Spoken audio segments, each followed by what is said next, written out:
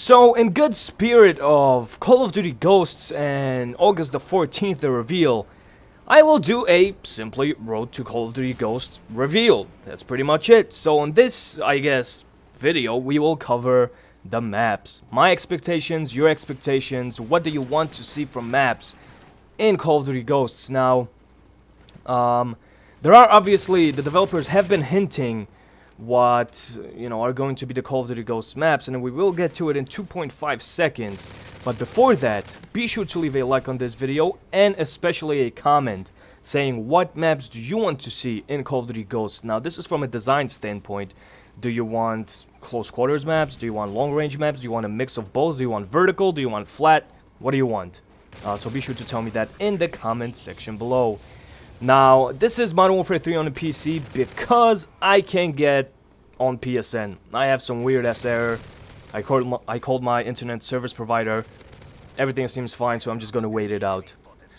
But this was an intense free-for-all. Let me tell you guys. So this area is just full of, I guess you can, not really a spawn trap, but you can pretty much predict where everybody's gonna go because it's that fast-paced. Now, for me, Call of Duty Ghosts has to have a good variety of maps. Now, this is, cliche, everybody says that. And who the fuck uses Martyrdom apparently than this guy? But it really does. I am the first one to tell you that I do like small maps. I do. I mean, I might not have liked Nuketown, but something like Shipment or Dome, fuck yeah, it's a good map. Something like Rust, it's okay. It's not the best, but it's okay. Dome is a fantastic map. It's not really that small, but small enough that you have to watch every single corner and just be on your toes 24/7.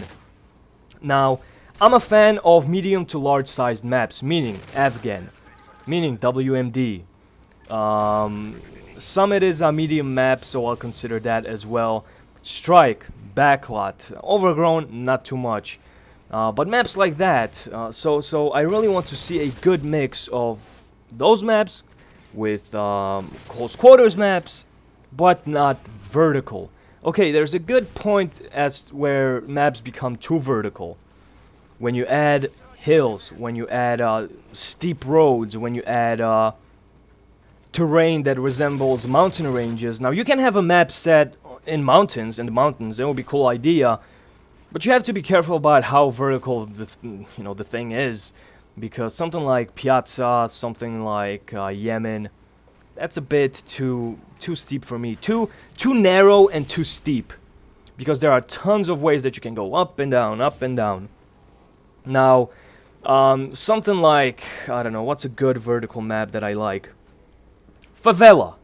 I like Favela.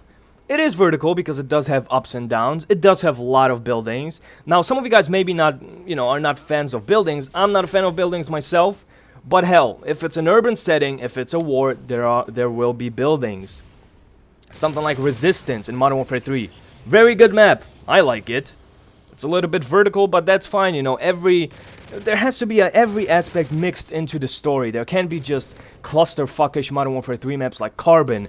I absolutely despise Carbon. I like Village, hate Carbon. And that's why I didn't give other maps a chance in Modern Warfare 3 because I saw how they look and I just wasn't a fan. There were some lags here. But other than that, I'm pretty sure the developers have learned their lesson. The majority, at least, of people that I've spoken to say and agree that Modern Warfare 3 maps are kind of on the whack side. There are some, golden maps like Village, for me at least, Resistance and Dome. I like that. But other maps are just no. And also from the aspect of interactivity and map interaction with the player, I heard that there's supposed to be like earthquakes and storms and just all sorts of events happening, like boulders falling on top of your like metal pipes, just like all of a sudden when you shoot something, the metal pipe goes down. I mean, that's cool. That's awesome. But I want to see how they implement it. I don't want one thing to be overpowered by the next. I don't want people exploiting that. Because believe me, these days people will find everything to exploit. And that's a fact.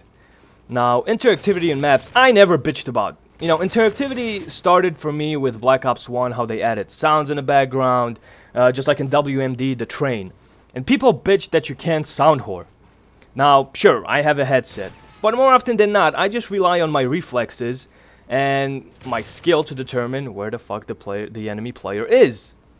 Especially since, you know, sound whoring in Black Ops 1 was broken, it was basically non-existent until they were very, very close to you. So you spend more time crouching and listening to your headset for enemies than actually playing the game.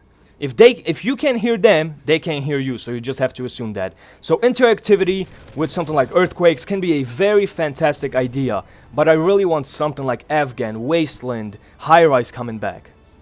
I really do. We'll see what they do. In the comment section below, tell me your opinion. Be sure to leave a like. This was Krahu. See you next time.